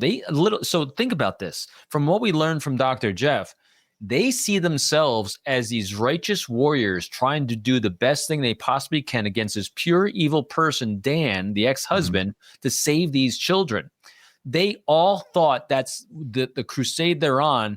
And the mother is shocked that no one's going along with that mindset. Yeah. So I don't think they're there to betray each other, because they were very unified in the fact that they're trying to save these children. Again, their mindset. That's how they rationalize this abhorrent behavior. That's why when Charlie woke up one morning saying, "Hey, I got a great idea," the mother's like, "Huh. That might be Let's pretty good. go to Showbiz Pizza and have lunch, Charlie. I know you're 38, but you can go in the ball tank and play around and ride the merry-go-round. And then go get your little sister. Yeah, go get her too. I know she's 30-something, but let's all go together. Hold hands. We'll wear the same jumpsuits that we got at Kmart. Charlie, same ones in jail. I bet those are the folks that would go get like the American flag jumpsuits and wore them proudly, to the 4th of July picnic in 1992. They're all like, what's wrong with that? Yeah. Charlie wasn't just a wealthy dentist with a Ferrari. LaCase told detectives he also surrounded himself with men who lived on the other side of the tracks, including, he said, a special forces buddy with military experience, the kind of people who could make things happen. Here's Charlie grandstanding now. Her brother is an unusual guy. Not much empathy.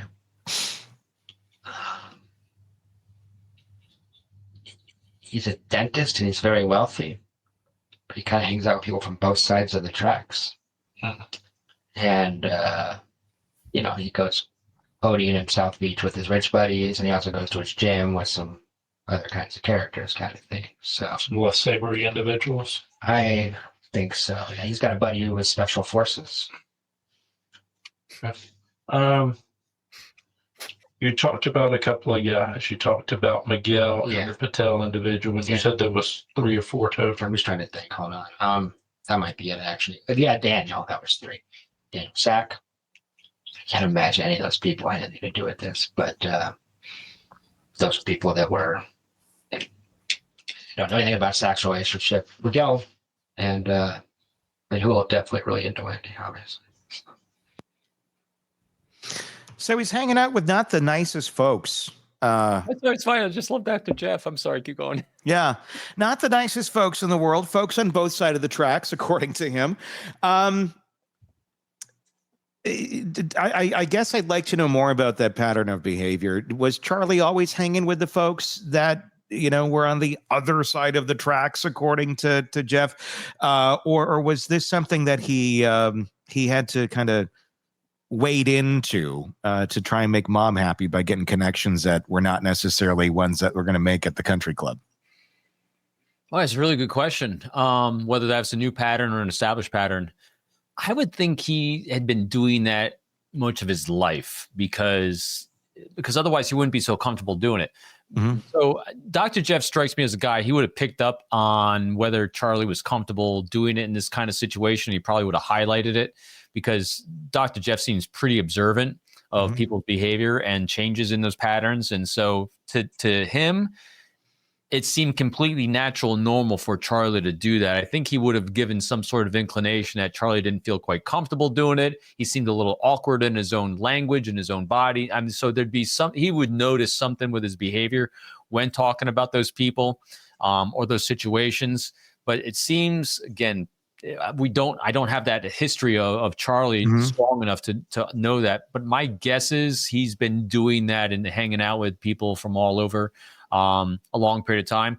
Also because, you know, so glass half full here, they seem to, with the exception of killing Dan, that they're making an attempt to, you know, from maybe a kind of twisted, you know, of not judging, you know, because I mean, the behavior by Charlie seems pretty open to others. Again, it's part of his dynamic of controlling others, but at the same time, he seemed comfortable around him. So what makes someone feel comfortable is like you can identify with them. And it wasn't just shady people, because as Dr. Jeff was saying, they're from all different walks of life. So he's got other people that are making high money. He's got people that are military. He's got people that are actually hit killers. I mean, hitmen. I mean, so it was kind of eclectic and all over. So I'm really kind of curious as to how Charlie identified with all these other people with all these different varied backgrounds. There's something about them that he was attracted to, and I'd be curious what that pattern was.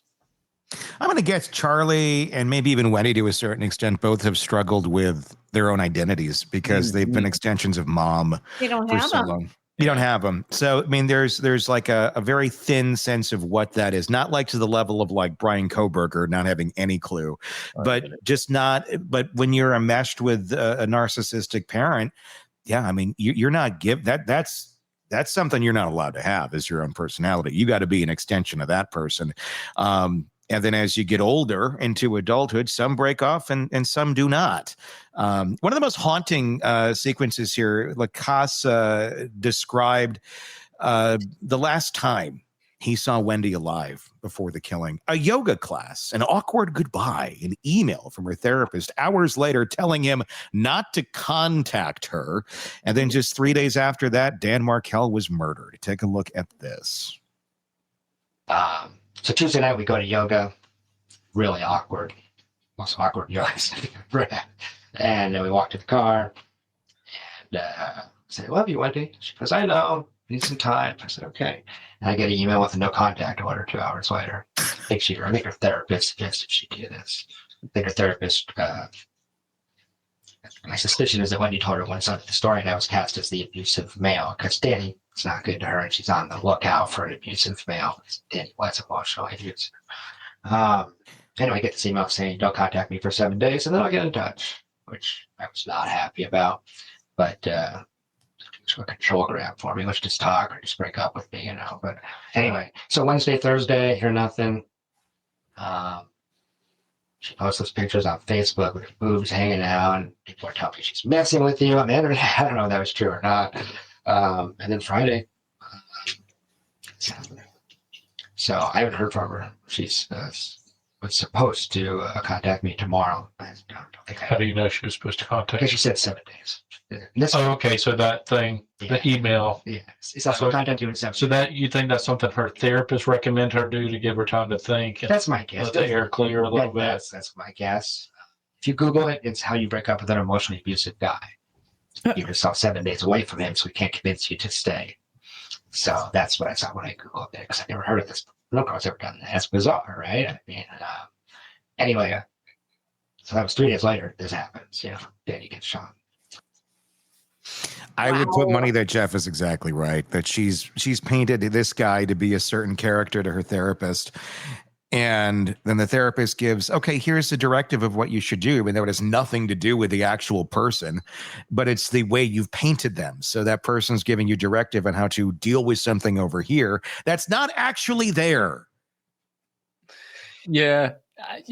Part of me that was also saying, was this Charlie giving her direction? Because I know part of the theory here were they getting ready to pin it on Dr. Jeff? I think they were trying to. Yeah. I think it was a very loose, dumb plan. Yeah. And so I could definitely see that playing out, like Charlie saying, hey, here's what I need you to do. Break contact with this dude now because we're going to try to pin it on him. Yeah. And tell your therapist that I would love to get those notes. I think that could be, I don't know if you can subpoena that because, you have a murder involved here. Yeah, I would think you could. I mean, I think that goes into mandatory reporting at that point. Right. So I'd be very curious about those notes if they were to look closer into Wendy, because that would be extreme. That would probably answer all the questions of, what was she aware of and when. Mm-hmm. But yeah, I mean, because you get that phone call from Wendy all those days later, which does end up happening. And where were you at this time? What about this time there? And it puts him where he would have been close to the murder scene, or where they did this conversation before the murders took place. And then they had the hitmen go to those areas. So this is their dumbass plan. It was simply find out where he's going to be, and then let's have them go there. Then we can say it was him. Problem solved. I mean, it's like it just really shows how people like this think. They think everyone else is completely stupid and they're the only smart people in the world. It's Sesame Street murder plotting. I mean, it's like you said, it's Bugs Bunny, man. It really is. When it came to Wendy's family, LaCaye said they weren't just close, they were suffocating. This is a really interesting one. He described parents who still chauffeured her around at age 35, a family that treated her like a child, and an unhealthy grip that kept her tethered to South Florida. This explains a lot. Take a look. Family, it's important that you know this actually. The family is so unhealthily enmeshed, so completely enmeshed, that Wendy is not really an adult. When she drives to South Florida, every single time those two parents drive up here and drive with her down. They don't trust her to drive from Tallahassee to Miami. It's not a normal family. It's not like she's a 35-year-old woman that has 2 kids and come back to see us. It's complete enmeshment. It's a matter of they didn't infantilize her. She's considered the baby still. She's 35 years old. Charlie protects her. You see how powerful she was, though? So even he knows it. He recognizes it. So I'm always amazed when people recognize unhealthy, yet they make the choice to stay. Sure. And still has hope of being let back into that circle of crazy. And so, and the sad part is, I think it's because so many of us have had crazy in our life that for some reason, unconsciously, a lot of us, it's like, well, it feels comfortable. I was just going to say, it's comfortable. It's what you've done for 20 years. It's what you do. Yeah. And Yeah. that's, even though we're very good at identifying it in other people, we're not the greatest at identifying it always in our own lives. He was, though, and he's still he was, though. Yeah, that's why he is so comical to me. He's become my favorite character in this entire thing. He is. He is such a. I would call him sad because he's got this dry wit about him. He doesn't even realize he's doing it. Like the listening to him, like, do you realize how ludicrous you're sounding? Yeah, and she's good for the show. You're almost, I wonder how much the relationship there was like, I almost just want to get back into it just to watch more and just see what happens. I don't even care. I wanted it. And the funny thing to me, so this just happened and he's still hopeful she's going to call him. Dude, you should run fast and far. Yeah, and they're like, trying. She's still going to call me. There's still a 1% chance we'll get back together. They're trying to frame you for murder. You want into this family? What's wrong with you? Something must have been really good for him to still have Imagine that. the book you could write. So that's why I'm not discounting Charlie's skill set, because, like we said, they learned it all from her. Mm-hmm. So Donna created these two. And so she's got the skill set. Obviously, this guy is living proof of it, and he's talking about how she's using it with everyone. Just looking at her on the stand, you can get a sense of it. Mm-hmm. But now, so as they're painting Charlie behind the scenes, it's hard to imagine that, because they seem like apples and oranges. They look so differently, but probably not. So he's probably got the skill set, but he just flips it on and off. I just think it's her natural state of being, that she just learned how to, Wendy learned how to just live as a grand manipulator of the world around her for feeling safe and control and all those things that she was lacking. I imagine there's a lot of confusion in the world of Wendy these days. Just as a human being, just trying to ground herself into who the hell she is, especially now that she hasn't been in contact with mom for a couple years. That's not there. Charlie's gone. All you got is, that's incredibly jarring. Take all the murder out of it. There's got to be a lot of confusion. That's older brother. Yeah. That's why you have the older brother now. There's a lot of therapy going on in that family, or there should be if there isn't. Yeah. Yeah. We'll see how much of that happens behind bars. Probably not a lot, but yeah. All right. Well, there you go. We're going to be seeing Donna, as far as we know, take the stand this week. That'll be very telling to see exactly what we get out of her. And I'm sure we will be breaking that down piece by piece. Robin Dreeke, of course, thank you for joining us. As always, his book, Unbreakable Alliances. Get it wherever you get books or audiobooks. It is out there for you right now. And you out there, thank you for listening to our first and watching our first live edition of the program, Monday through Friday, 10 a.m. to noon every day. YouTube, Facebook, and on X is where it will be broadcast. So make an appointment to be there and join in with us, and be sure to leave your comments in the comment section as well. All right. Until next time, for everybody here, I'm Tony Bruschi. We will talk again real soon. Want more on this case and others? Then press subscribe now and don't miss a moment of true crime coverage from Tony Bruschi and the Hidden Killers podcast. All right.